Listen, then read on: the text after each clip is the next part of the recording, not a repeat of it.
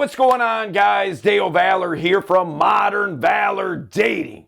Listen, one of the things that I see guys struggle with so much is that they chase. They go after these women, they put them on pedestals, they, oh, you're such an angel, you're bestowing me with scraps of your time and I'll just eat it up because you are an angelic creature from above. All right, obviously that's, not the way to go with it. You are a prize. You just have to realize it. How can you know, or how can you communicate that you're the prize? You're going after this attractive woman who, all these guys are after. She has 1,000 matches on Tinder. How are you going to set yourself apart from all the guys that are hitting her up, whether it's on Tinder? She goes out to the bar, she has 50 guys hitting on her. Dudes lined up in service that will do whatever she asks. They'll do her bidding in order to get in good with her.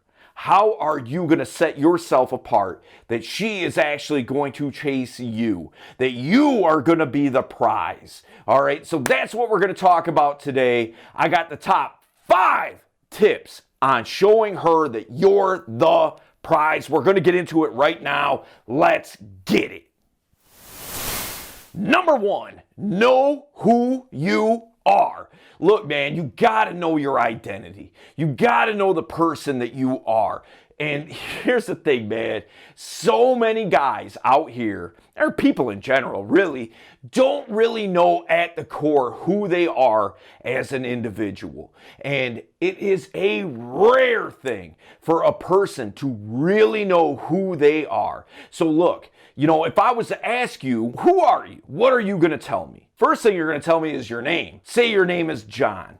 How many Johns are there worldwide? You are not all the same person. Everybody named John is not who you are. If I decided to call you, I don't know, man, I make up a nickname for you like, I'm going to start calling you Cheeto.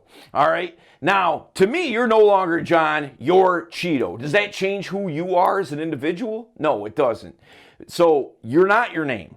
The next thing that you're likely to tell me is what you do for work. And we'll say that you are an auto mechanic. All right? Now, are all auto mechanics the same person with a hive mentality who live simultaneously as all the same individual? The answer obviously is no, you're not. And what if you got fired? What if you quit your job? Does that mean you cease to exist? Because that's who you are, right? You're an auto mechanic. Now you're no longer an auto mechanic, I guess you just evaporate. That's not it either. The next thing that you're likely to tell me is what you do for hobbies. I like to watch basketball, I like to eat hot wings, and I like to, go boating. Okay. That's what you like to do, but that's not who you are. There's many people who share those same hobbies. You're not all collectively the same person. What if you can't watch basketball anymore? You went blind. Well, I guess you just cease to exist. So obviously that's not it either. Okay, so you have to know who you are. And who you are is a culmination of a few different things. The way you were raised, your worldview, and the intrinsic value that you bring to the table. You add up those 3 things, and that's pretty much who you are as an individual. All right, the way that you look at the world is all based on how you were raised, your experiences that you've had, and the intrinsic value that you bring to the table, the things about you, the characteristics that are good and bad. So you bring those things, put them all in a bowl, mix it on up, pour it out, put it in the oven, and out comes you, okay? So that's who you are. So understand that, man. Know what the qualities that you have are. Know what your worldview is. Know your experiences. I know that sounds funny, know your experiences, but actually think about them. Think about your experiences, how it's shaped you. Like the things that have been traumatic, or the good things that have happened to you. How did that shape you? How did that make you into the person that you are? So know yourself. And listen, in the comments below, what I'd like you to do is, who do you think you are? You know, I would like to hear that, man. I would like to chop it up with you guys, have a conversation about it. Let me know who you think you are at the core. All right, we're going to get into number 2. Let's get it.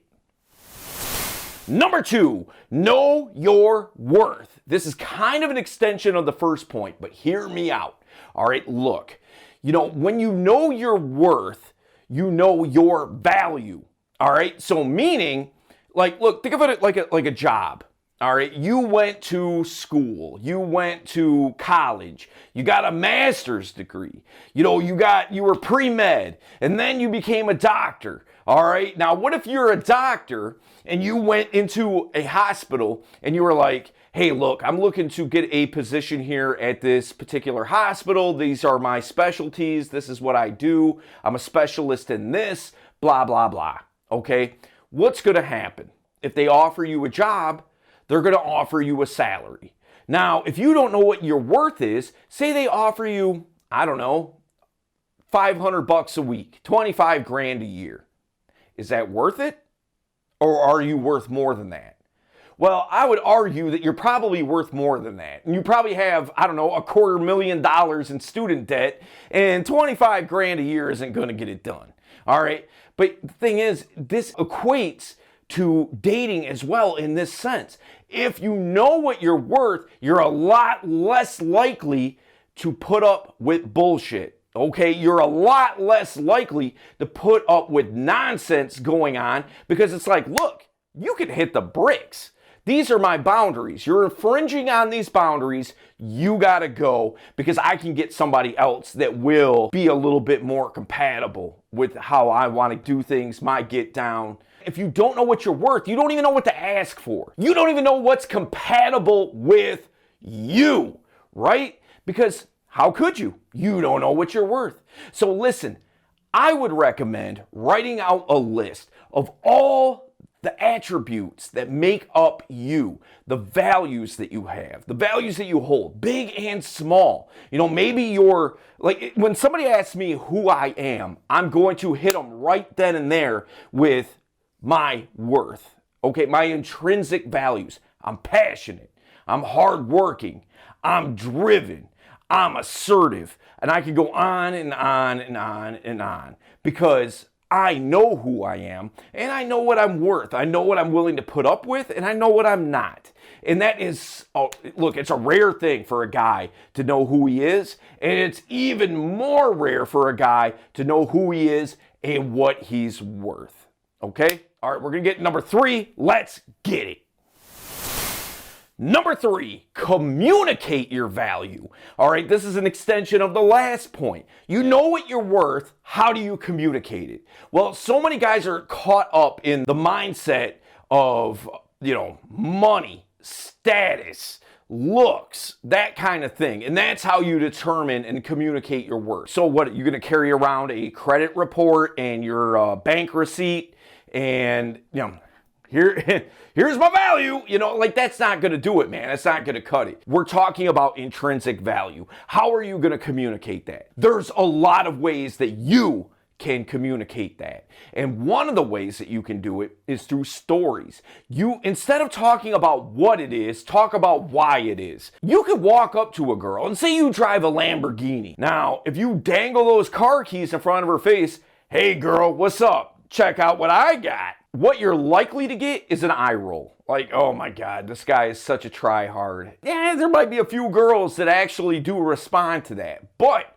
it would be better if you talked about the why instead of the what. You talk about why you have that Lamborghini, how you got that Lamborghini.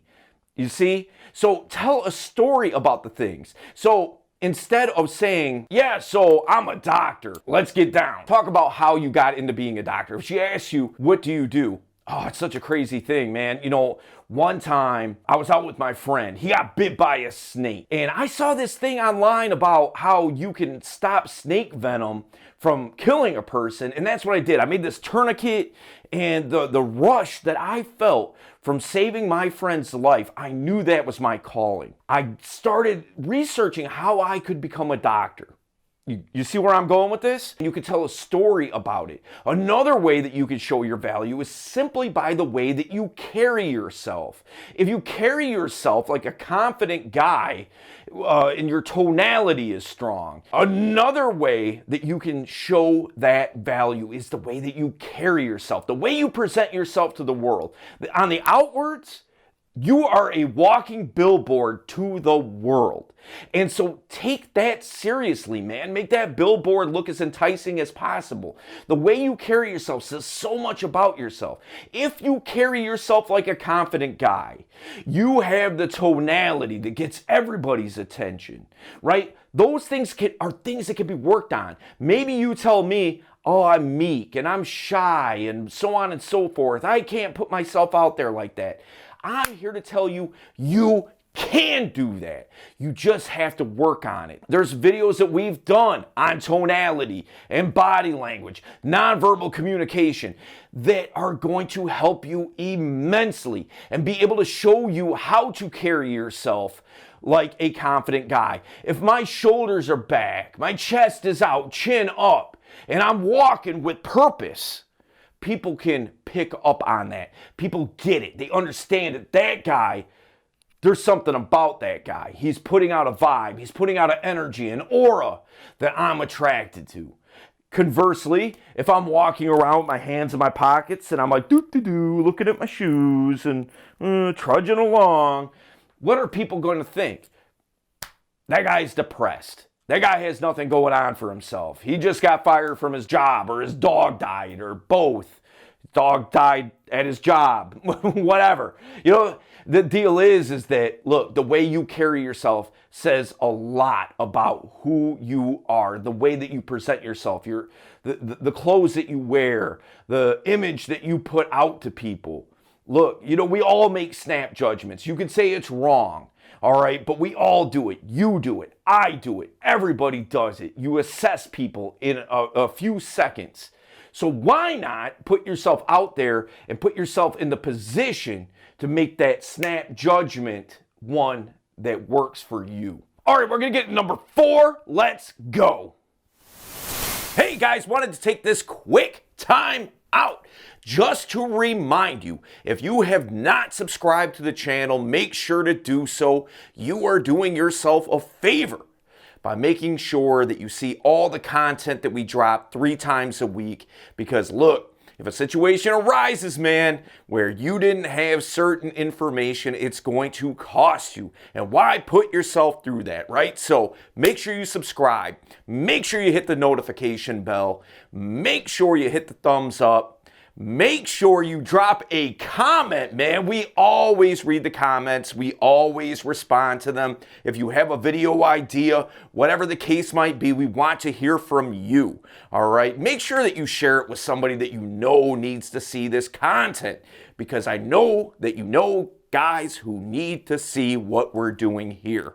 So check this out too, guys. We just dropped a brand new virtual program called the Modern Valor Dating Crash Course. And what we're doing there is giving you almost everything you need, man, for free. It's 100% free. All you have to do is go to transformyourdatinglife.com. There's over 30 videos there, a boot camp that we shot, you know, just giving you all the information so as that you can focus on inner game, outer game, calibration, approach anxiety, opening, building comfort and rapport, closing the deal, man. Also, the last Saturday in June, we're going to be doing our live Zoom event like we do the last Saturday of every month. We're going to have it linked up here. All you have to do is go register and show up. It's 100% free. We're going to be talking about shaking off the rust. See, here's the deal. We're coming out of COVID. Things are opening up. The world's starting to kind of transform back into what it used to be. Even if your area, wherever you live in the world, isn't opened up yet, it will be before too long. So why not Get back on the horse, man. Get back in the game. You know, instead of sitting on the sidelines, we're going to show you how to reinvent yourself, how to transform your situation, how to get back out there and get out there and crush it. Number 4, be the exception to the rule. Look, man, women look at guys as some kind of collective unit of guys that are kind of all the same, except for the guys that stand out, okay? Be that guy. All right, look, if I go to the mall right now, what am I going to find? All right, there's going to be many guys who all look the same, who all act the same, who all talk the same. You know, I call him the mall guy. It's the guy that he's got some khakis on or some dad jeans. He's got some white Avias. He's got on a polo shirt or maybe a flannel or something like that. And he just looks like your average, everyday guy, like every other guy. Be the exception, all right? Look a little bit differently. Wear some things that are conversational pieces. Like, I don't wear all this kind of stuff for no reason at all, okay? There's a reason behind it. It's because it always strikes up conversation. Oh, I like that ring. Oh, I like that armlet. Oh, I like that necklace. What, you know, where did you get that? And behind everything I have, there's a story behind it. So that's the deal. It strikes up conversation, all right? And you're no different. Start getting things that are going to be conversational pieces. Like, you hear about peacocking, and I have very mixed feelings about peacocking. I've tried it all, man. I've worn boas. I've worn crazy hats. I've worn crazy outfits and things like that. And it's not for me. That's what I found. But what I did find was for me was things like this. You know, like, it works for me, and I do it, and it always lands, and it always works well, and other guys don't wear stuff like that. You may find a guy here or there, but by and large, most guys don't. Okay, and also with being the exception to the rule is the way that you communicate. You know, basically, think of it like this. What do most guys do when they're interfacing with an attractive girl?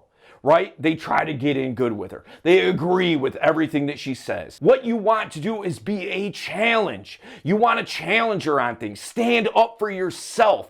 Be a guy that's secure with who he is. Now, we already talked about knowing your identity and your value. You already know that. Why suppress it just to get in good with her? Why neuter yourself, right? That is being the exception to the rule. If she's attractive enough, trust me, she's used to lovable losers coming up and, oh, hi, you're really pretty. Can I know your name, perhaps, my lady? You know, like, come on, dude. You know, like, man, be better than that.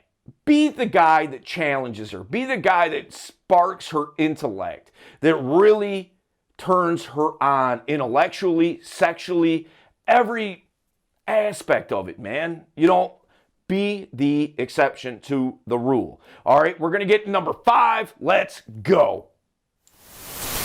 Number 5, have an abundant mindset. Okay, that is so cliche, Dale. How can you say an abundant mindset? I can't get a date. How can I have an abundant mindset when I'm sitting around lonely on Friday and Saturday night, got nobody to talk to? How can I be abundant? You're looking at it wrong. Look, here's the deal about an abundant mindset. It's not about abundance in having things. It's about abundance in opportunities. That's the thing, man. It's about, look, there's women everywhere. All you have to do is start playing the numbers game to a degree. All right, now look, we got all kinds of videos about how to interact with women, what to do, what to say, all those kinds of things that are going to leverage you to be able to have a better experience and to have better results and all that kind of thing. Thing is, man, look, women are everywhere. Unless you live in a small town of 50 people and you're the only single guy in town and there's not another city around for 1,000 miles, women are everywhere. The opportunities are endless. Now, I get it. You know, I can't go up to the homeless guy who's starving and say, he's telling me he's hungry, and I'm like, have an abundant mindset. Just act as if. Like, that's not going to help him. But what would help him is if I gave him the opportunity for work, right? What would be better for him? A sandwich or an opportunity to make money? He can have all the sandwiches he wants. That's the abundant part, the opportunity. And when the opportunity presents itself, knowing how to strike on that opportunity. It's the same thing as you've heard it a million times, man. Give a man a fish, he eats for a day. Teach a man to fish, he eats forever, right? This is no different. There's plenty of fish in the sea. We've all heard that before, right? So what I'm trying to do is give you the best bait possible, give you the strongest nets, all that kind of stuff, man, so you can go out there and land what it is that you want. Okay, so listen, man, we did a video a little while back on knowing who you are. That was the first point in this video. And so what I want you to do is, I think it all starts there. I truly believe that, knowing who you are as an individual. So look, what I want you to do is go to that video. We're going to link it up. And all you got to do is watch that video because we go really deep on it. And I think you're going to get a lot of information there that's really, really going to help you in knowing yourself. And that's so important, man. All right, I will see you there.